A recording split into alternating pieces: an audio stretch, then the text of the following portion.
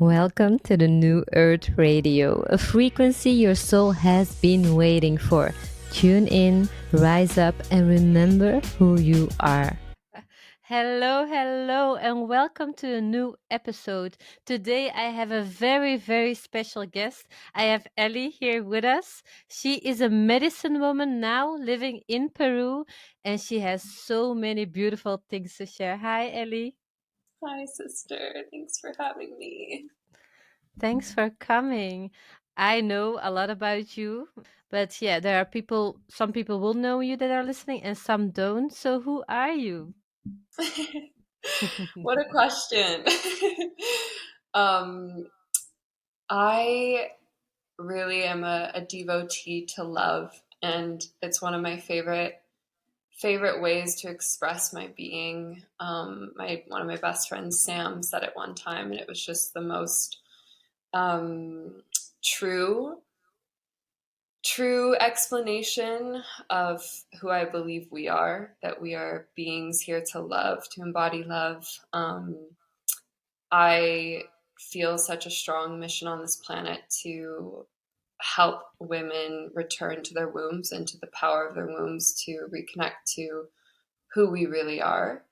And I have found that the way to that remembrance is through the womb. And so I am dedicated to sharing as much of my own experiences with my womb awakening with as many as possible. I am living in Peru. I work with the medicine of ayahuasca.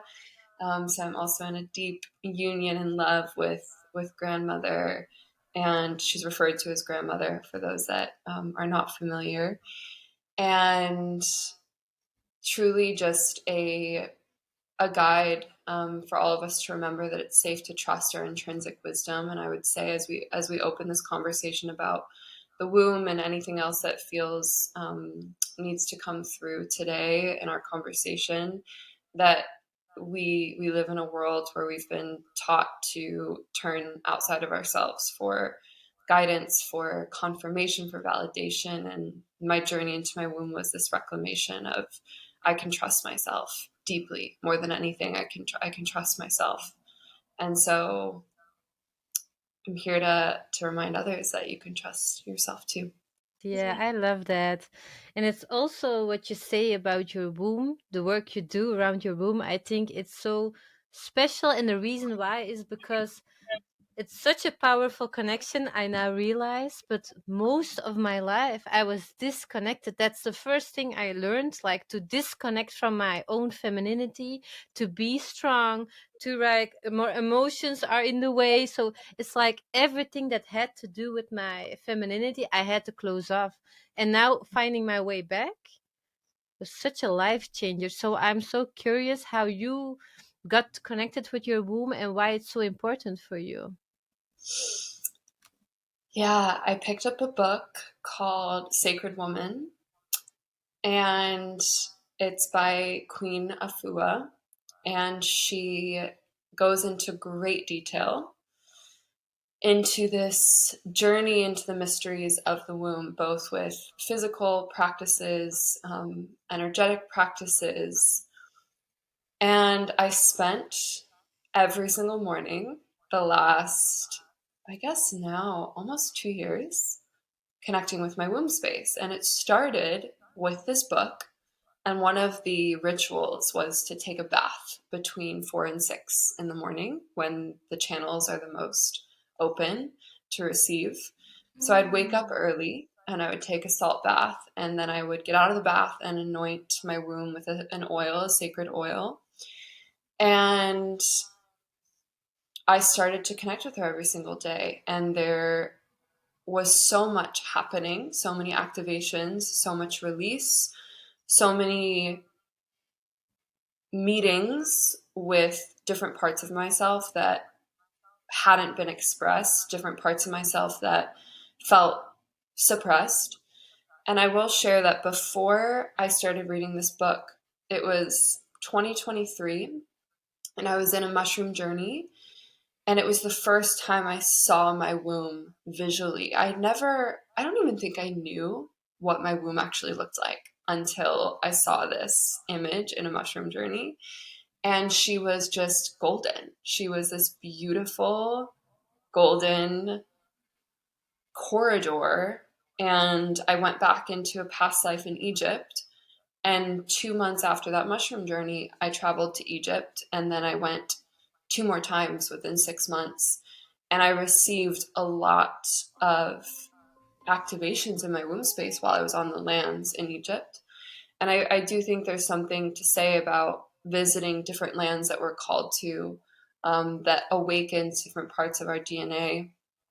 And once I started on this womb journey of connecting with her every day without expecting anything, you go into your womb journey without expectation. And I think it's important to share that when you reconnect with your womb, to meet your womb with gentleness, because she needs safety in order to open and reveal her gifts, and also to help with the clearing process, because we come in with,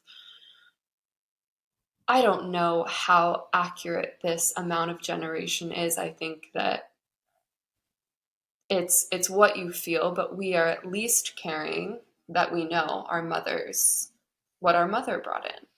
And then we go back to our grandmother and our great grandmother. I feel we carry between 7 and 15 generations of memory from our lineage.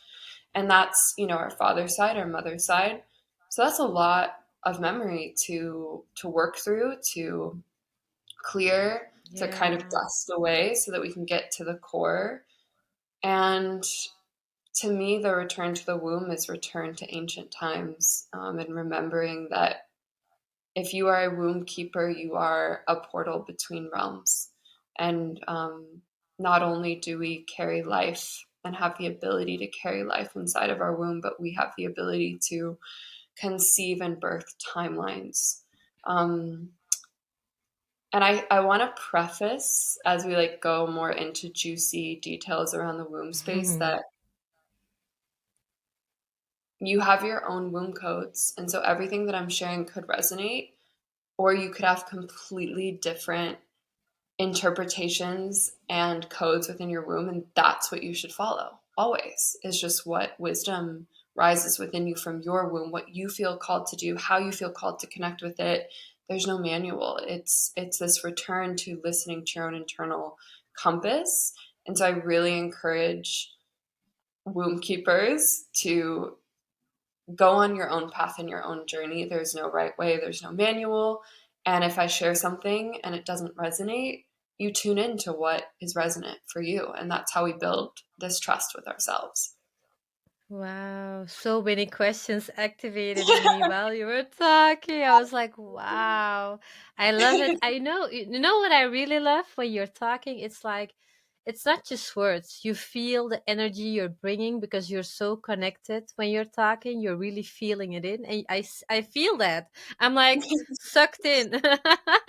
But the first thing that I really want to say, you were saying about generations that you take with you, and I believe that's so true. For me, that's really the truth, because when I was healing my womb, like my safety deep within, I know I was doing it one time that I went so deep, and it felt like it was also connected with my voice, and it felt like so many, it was not me that was silenced, it was my mother that was silenced, her grandmother that was silenced. So many women were silenced to be the good girl, to be lovable, to be everything, and it felt like, when I released it, it felt like a whole line of women were happy that I finally released that and started to speak my truth. I think that's so. Yeah. Do you think it's connected with each other, the voice and our womb, that has something to do with each other? That freeing this is also healing this, or the other way around? If you Google search a photo of your womb and your larynx, sometimes I pronounce that wrong, you'll see they're the exact same shape. And so the connection point, Wow. and this is a little mystical, but the womb is a mystery. She is mystical. your voice is a part of our creator code. And so when we speak, we are using sound to create. So when you speak words, it creates a vibration. That vibration goes out, and the vibration eventually will take form into something. And sound travels. And so when we speak, we are speaking spells into form, into life. Mm. And what lives in our womb, it's this library of records. And when we clear the records and just go back to pure source energy, we clear all the memories out of the womb, and then we're just back at pure source. And we give way for the womb to speak. We are speaking source energy out. But let's go back a little bit. If you are carrying memories and records of shame, of guilt, of fear, of insecurity, unworthiness, and those stories are coming out, and even think about all of the things in this life that you haven't said out loud because of your fear of creating chaos, disruption, Mm. people pleasing, scared of an emotional reaction, scared of your physical safety being at risk. How much we just eat and then it shoves down and it stores somewhere. And so this liberation is lifetimes in the making, because we know that this liberation of the feminine has been kind of like bubbling for a while. And I'm just going to share what's coming through. When you scream or you just let it all out, it isn't always about the words that are coming out, but it's about the release of the vibration that you're holding in your body. So that what I often see when I'm working with women one to one, and also in our group setting, we did this with the throat chakra. Okay, let the womb speak without judgment. Let the womb speak without needing to make sense. Let the womb speak without any logical intention in the back of your head. Just let her talk. I often hear women say very vulgar things like, I hate you, I'm mad, and it's so, sorry, there's a little beeping truck outside. Oh no. Um, I feel the resistance women have to actually expressing that, because it feels hateful, or it feels wrong. It feels difficult to express that. I often see it expressed towards a parent. It's wanting to come out towards their Mm. relationship with a parent, or their relationship with a partner or an abuser.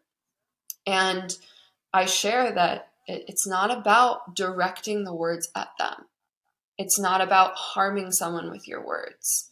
It's that at one point in your body, you felt something so deep and you couldn't say it.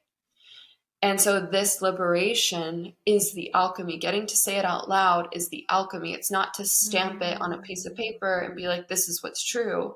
It's to get it out in the form of vibration. Sometimes we don't have words. Sometimes it's or like whatever sound needs to come out of your body.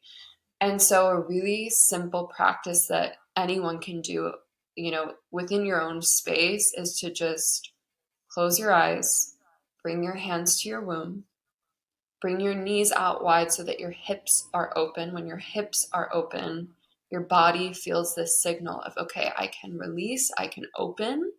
You might feel the sensation to want to close, stay open.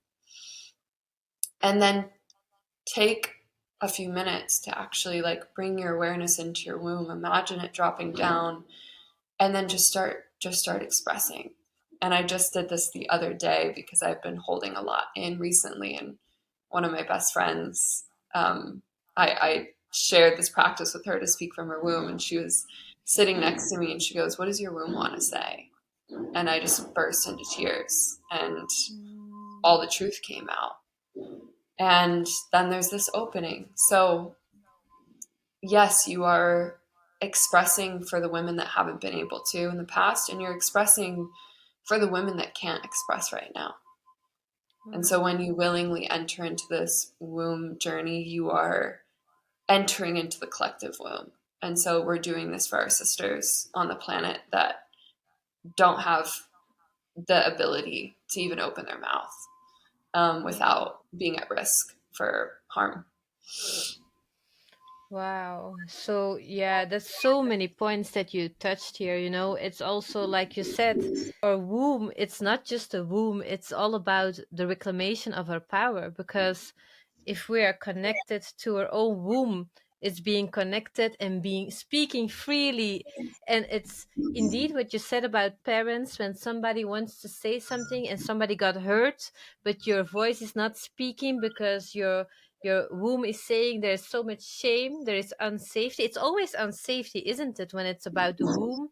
That's fear, unsafety. It's all about unsafety, because I also have my clients sometimes that they don't speak their truth because, yeah, they're scared that they will lose someone or hurt someone, or it's like those two who fight each other. I think the most release that I ever got. It was like the first phase of speaking my truth. Then it was going deeper into my womb and really feeling the pain in my womb. But then it went about, yeah, now I'm gonna take space. I think that was even the scariest, because now I'm doing this and now other women will see me speaking my truth, and some of them will be triggered because they need to hold that in, and you want to free others, and you do free with it too, with triggering. But I think it's something so magical what's happening in this last years, like, and you're somebody who's now really devoted into helping women freeing themselves, and more women are doing the work, are wanting to learn how to do the work.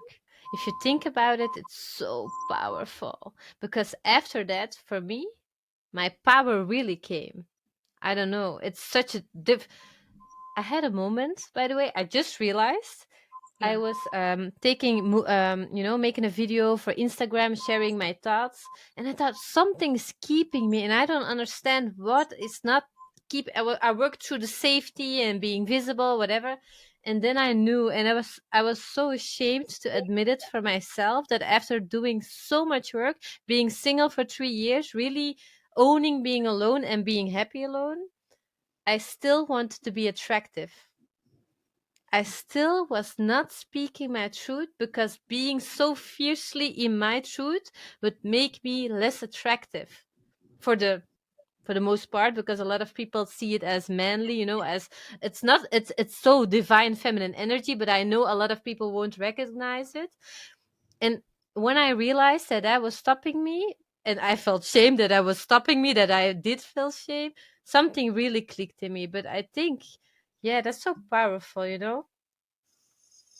Yeah. Healing your womb. Those layers will continue. And I'm so glad you brought that up of, okay, I've done so much work.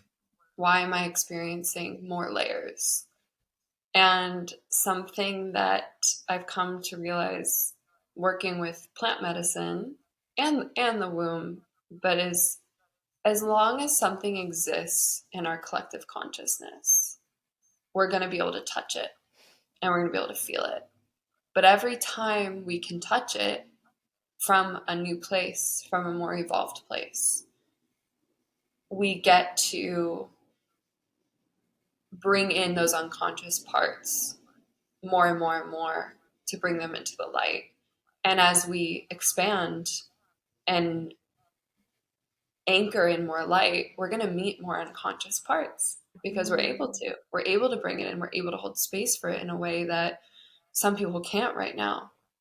And something the medicine has reminded me of as well is she just dissolved this concept of me instantaneously, and she was like, no, no, no, it's we, it's we. So when we're doing womb journeys, and I have a lot of women ask, is this mine, is this my grandmother's, is this someone else's, I don't feel like this is mine. I'm like, well, it's not yours, it's ours. It's ours because we are all coming from one source. And yes, when we break it down, you could do, okay, what you've carried in with this life, what you've experienced in this life, lineage. We can categorize it for our own understanding to make it a little more digestible, to give ourselves a little direction of, okay, I'm going to work with my ancestry, I'm going to work with this life. But it really all is just ours. So you will revisit different layers all the time, and I do all the time. And I'm like, oh my God, like I worked on this so much. She's like, well, there's more. Yeah, it is a crazy journey. It's never ending. That's true. And once you, it's also how you are yourself, because I think you could say, if you can grow as a person, it means that you can go deeper into your subconscious mind to grow, because that's how it works. So yeah, and but once you start growing, yeah, okay, what now? Now I can do more. Now, it's a never ending journey, is it? Yeah. But yeah. It is so beautiful. What would you say, if we're talking about the womb, is like the best thing that has happened to you by learning how to reconnect with your womb? What has changed in your life?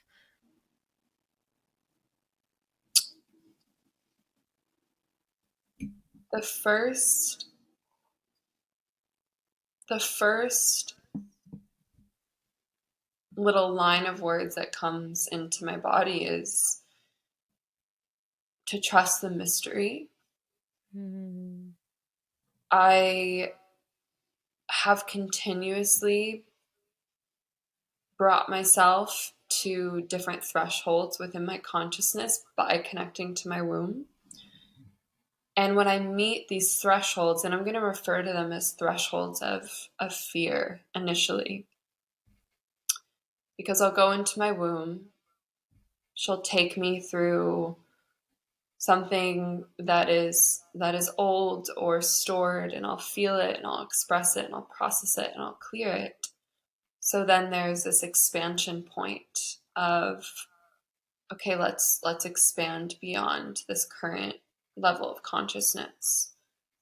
And there have been many moments where I fear that expansion.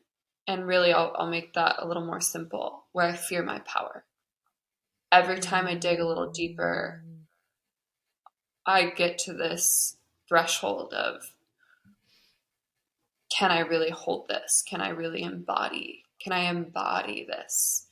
And that is the gift of the womb space, is that this isn't transcending the mind. This is actually going into our bodies, which is what we are here to do. We're here to fully descend into our bodies.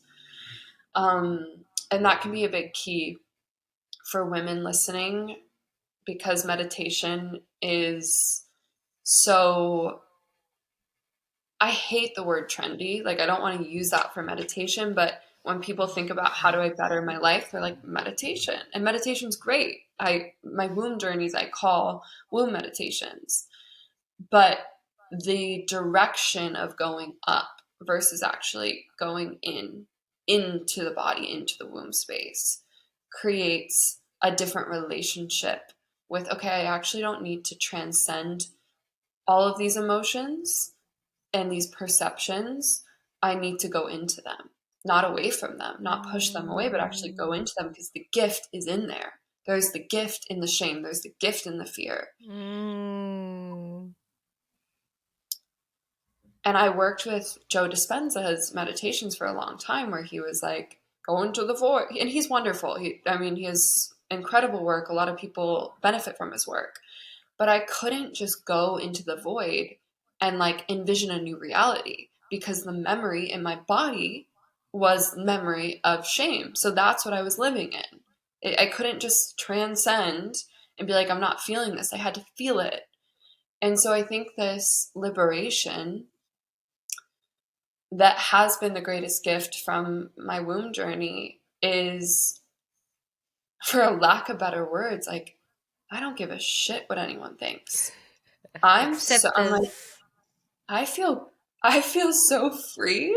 And similar to what you were experiencing, like, okay, I don't know if I should post this because I want to feel like this won't be attractive or whatever the story is.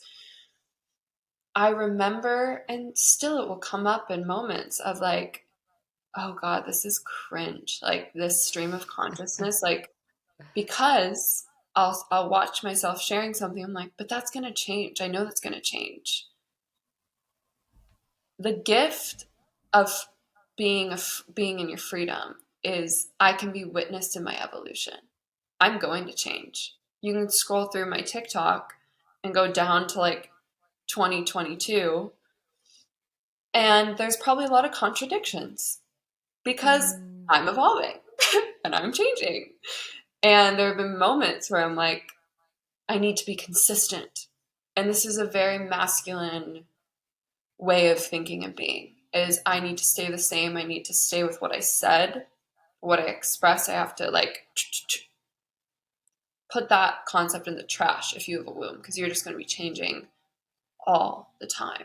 And so the gift of my womb was like allowing myself this freedom and this permission, this acceptance that I am going to be dying and rebirthing constantly. And you might hate contradiction, but if you come see my poetry or my podcast or my videos, you're going to see a lot of it, because I am constantly outgrowing certain things that I said, growing into new understandings. And I think that we're in a world where we're really obsessed with right or wrong and being like, this is truth and this is not. And the only truth I know is love. That's all I know. That's the only thing I can actually say that I know is true, is love. And the rest is just, can we give permission to ourselves to just express in the moment? And so I think that expression is another gift that comes from the womb journey, that has come for me as well, is like getting to dance and play with my expression and actually getting to discover that this expression is always going to change, and that I don't put myself into this archetype of one single woman, that I have to be, that I have to continuously fit myself into. Even when I say medicine woman, sometimes I don't act like a medicine woman. Sometimes I'm not being very medicinal with myself. And I'm a human. And so I think that this undoing of the perfectionism as well is another gift that has come from the womb space. It's just constantly forgiving myself for where when I'm not being true, when I'm not in alignment. It's this just infinite source of returning to this love, this forgiveness, and this freedom of expression, which I think women really yearn for. We yearn to just be that little girl that doesn't care. And I have one tiny little story I'll share with you. One of my teacher's daughters, she's 3, and I was watching her one day. She's just shoving food in her face. She has her little shirt off, so she's just running around half naked. She'll just look at me and be like, "Rawr!" And like random moments, and she'll break down in tears. And then she'll look at you with indifference, like, not really interested in your presence right now. And then she'll want to hug. And I just look at her and I'm like, you are the divine feminine in perfect form, because she's Exactly. just being who she is in that moment. Yeah. Exactly. Wow. Wow. I do feel a lot what you just said, because with that saying about being attractive, letting that go, it was like a full acceptance of who I am. It doesn't matter who others, how others perceive it. It's like, and what you also said about the truth, and I do want to dive a little deeper into that, because I think you said something so powerful. I'm going to dive deeper in a minute, because I first want to answer, because yeah, it's acceptance, feeling so safe in your own body. To, at the end of the day, it's just about, I am a human and I can just be. I can just be human. So I know I have this knowledge and I feel so passionate to share it with you. And maybe tomorrow I won't anymore, but today at this moment I do. It doesn't mean that I am like 100% only this passion. I can also teach about alchemy and then be so stuck in my own ego sometimes that I am like, ah, I should be a master at it. But no, that's how it works, because you're still human doing this work. It's not like you're a robot that's like, oh, I'm going to be perfect. And that's also so the fun of acceptance, that you can just let it go. Oh, yeah. I'm like with my clients also sometimes I'm like, yeah, I understand. It's okay. Go smoke 20 cigarettes. Don't meditate. Do whatever you want. If that's your truth now, and maybe tomorrow you will need to quit alcohol, you need to work out every day, do you. I will never tell you to be perfect and that's the only way, because I will not follow the perfect way myself. That's the experience of humanity too, I think. But Mhm. the other thing about truths, I have also in the past been stuck in like, oh, but yeah, 2 years ago I thought about this like this. I didn't drink alcohol. I was so strict and everything all was devoted to to my beliefs and blah, blah, blah.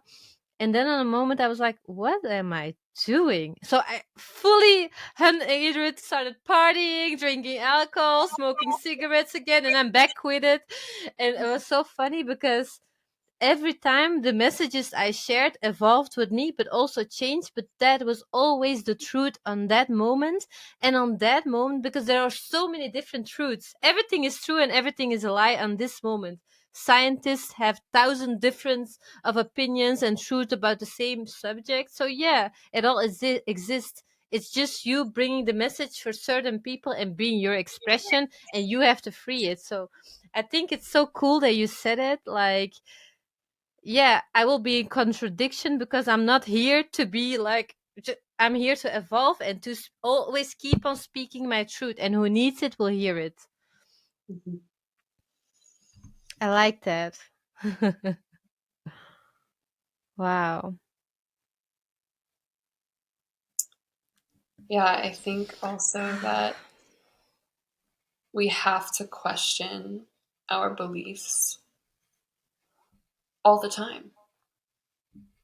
And what I have found with the womb is it is less about beliefs that live in there and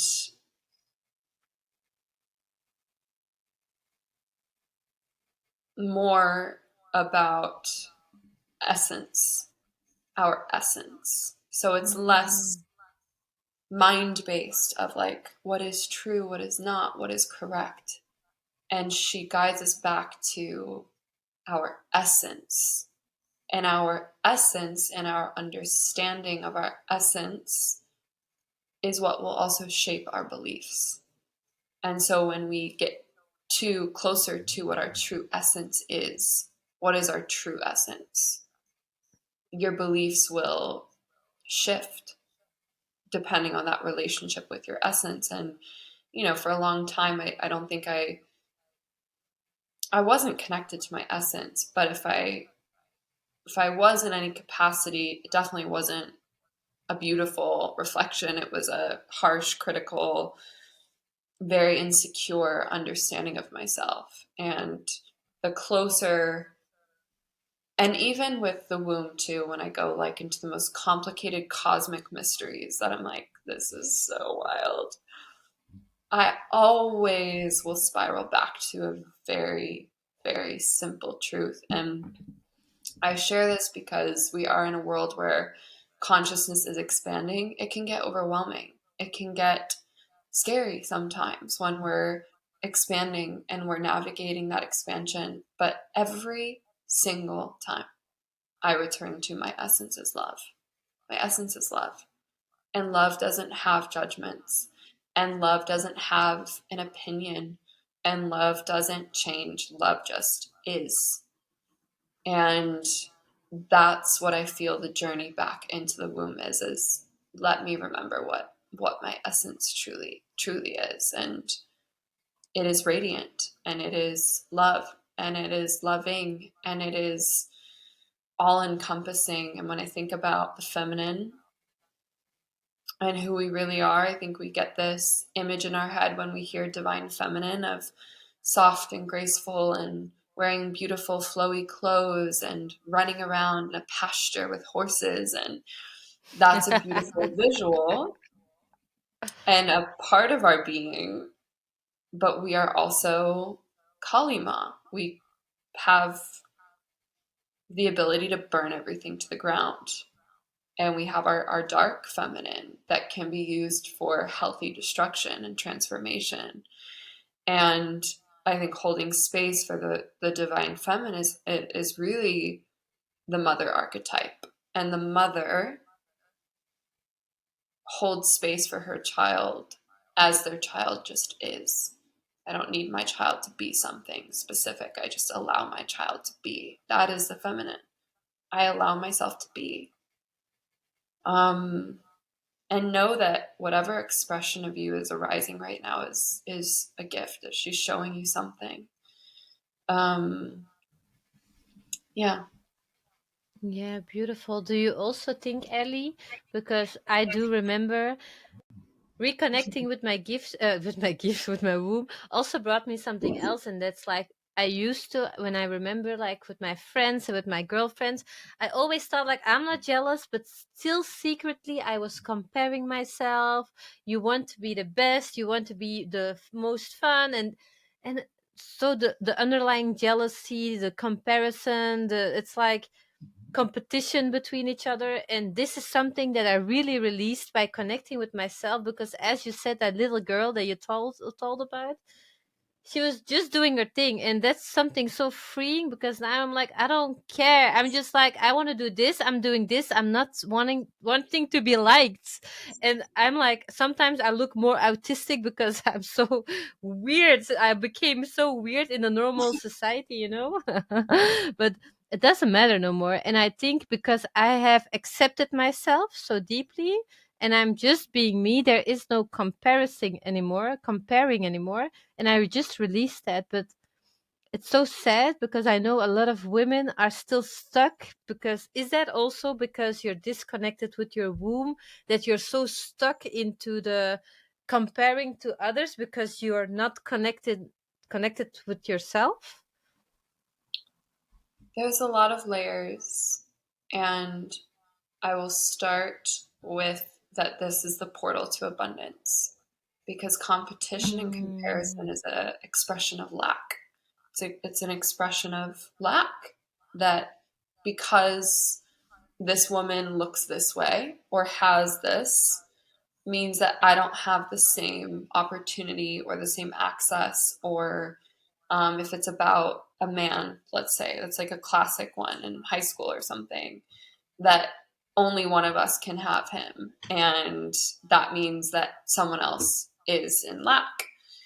And this goes far, far, far, far, far back to sisterhood wounding. And this is Mm. my personal interpretation of the origin of it, that I think is helpful. It's a helpful visual, whether you believe it or not doesn't matter, but it helped me understand the actual origin point. And I was seeing all of these sisters together gathered in Greece in as oracles, and they were bringing women together and pulling souls down, and it was immaculate conception. It was just women, and they were bringing souls down into their wombs, and they would be pregnant. And I had this vision of these women gathered around like a pool of water. They were tapped into their visions all together, pulling these souls down. And I'll share how this connects to the jealousy and the physicality. But I saw all these men come in and actually witness what was happening.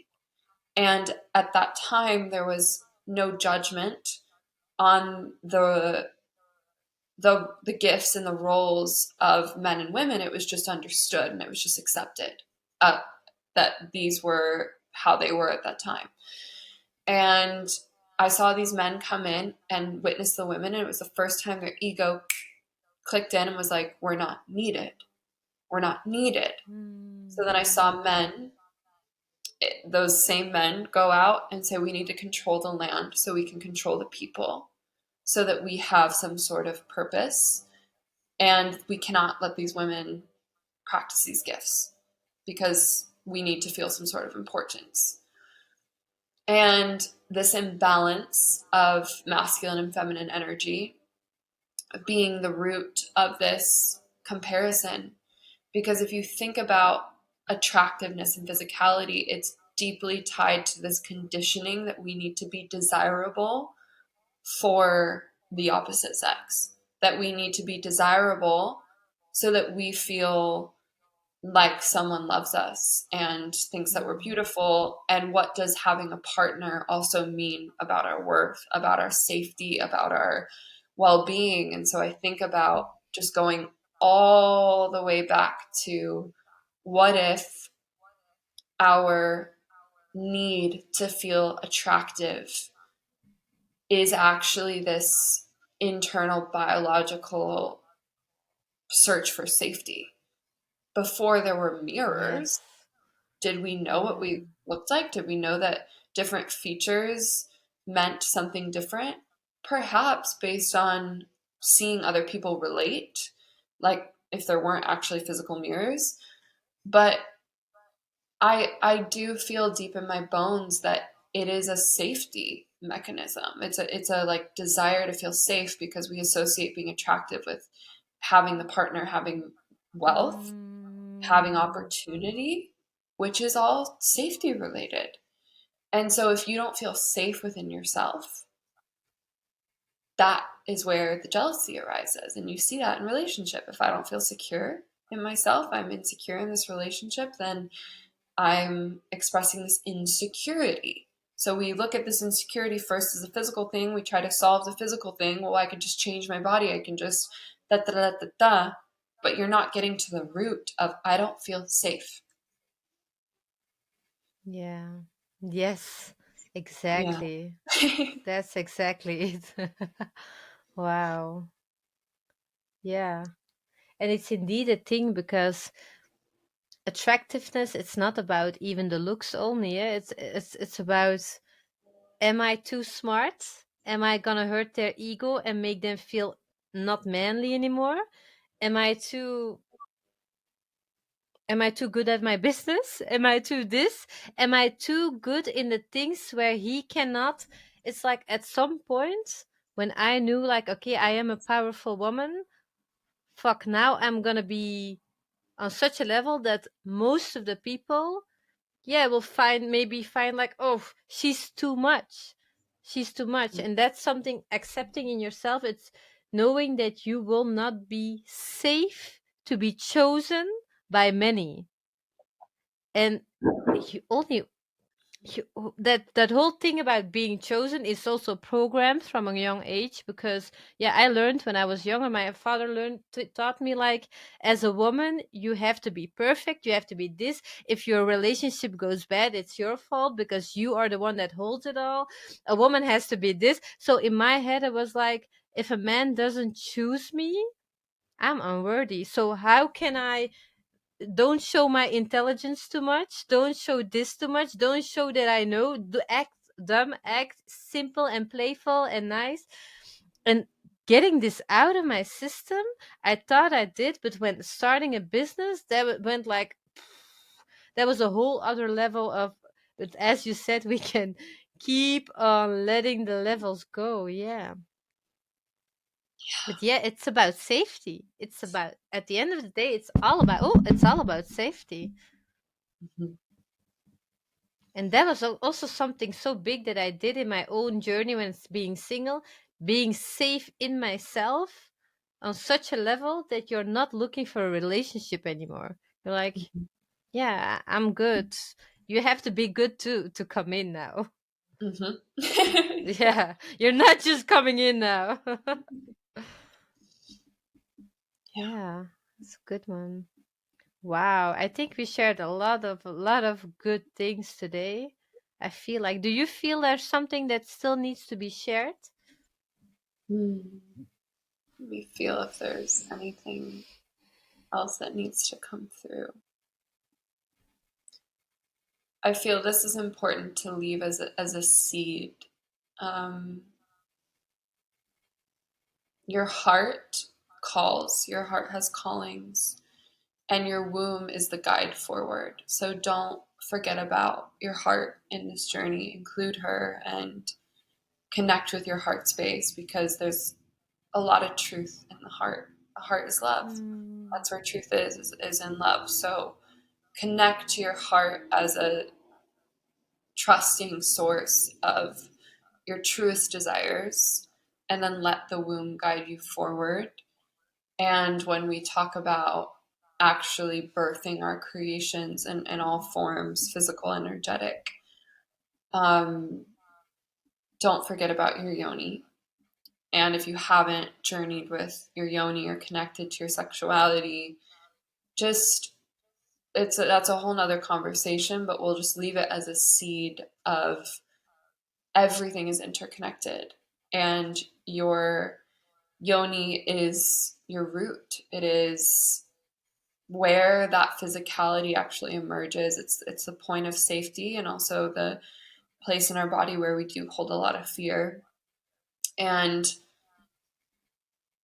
just start to get curious about if you feel really closed in your body, open, if you feel protective, if you feel safe, if you feel like you're holding on, and just enter into this journey with your body with curiosity and gentleness. And every time you feel stuck, there is an answer in your body somewhere. And whether it's your womb space, your yoni, your heart, continuously keep coming back inside, because that is where we will find everything that we need. Yeah. Wow, that's a good way to end this session. Thank you so much. Also, another thing, Ellie, where can the people find you? I'm gonna put your Instagram handle and TikTok handle in the comments in the description. But is that the way they can contact you, or? Yeah, you can follow me on Instagram and TikTok. I try to go through, DMs if you reach out, and then on my website you'll find guided womb meditations. I have a free daily womb practice on there that you can have access to. There's a couple of YouTube womb meditations as well, and honestly, I've been a little inconsistent with everything that I've been doing, but that's also been a part of my womb journey of just allowing the creations to come out. But I do hold womb portals. They're 4-week women's circles, and they open every other month or so. So if you feel called to be in sisterhood and to deepen into your womb awakening journey, there will be a circle in the near future. And Yeah, and I I've do it done it and all. I loved it. So it's very recommended. Yeah, I loved it. I loved, with the circles, I do love that the sisterhood. That's something so powerful. Being vulnerable between women, but not on a normal level. It's not just talking. No, no, it's really, really showing yourself. So it was very, very freeing to do that. Yeah. Thank Thank you you for so much, having me. Ellie. Thank you for today. I love this, and I will see you soon. Thank you. Bye bye. Did this transmission resonate with you? Then subscribe to the New Earth Radio. Every Sunday at 11, we air a new frequency. Stay in line, stay awakened. See you soon.